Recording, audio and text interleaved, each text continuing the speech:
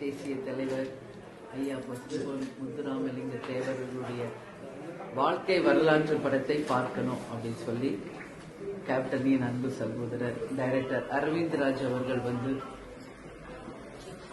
அவங்க குழுவோட என்னை ஆபீஸ்ல சந்திச்சு இந்த படத்தை நீங்க கட்டாயம் பார்க்கணும் அப்படின்னு சொல்லும் பொழுது கேப்டன் இருந்தா என்ன செய்திருப்பாரோ அதே போல இவர் முத்துராமலிங்க ஐயா தேவர் மாதிரி நடிச்சிருக்காரு.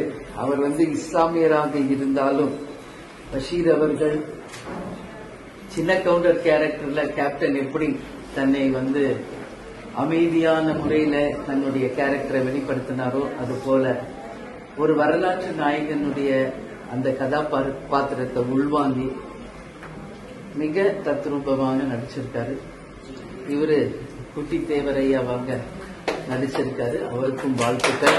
நமது தயாரிப்பாளர் SS சத்யா பிலிம்ஸ், அவங்க துணைவியார் ஜெனிஃபர் மற்றும் இசைஞானி இளையராஜா அவர்களுடைய இசை.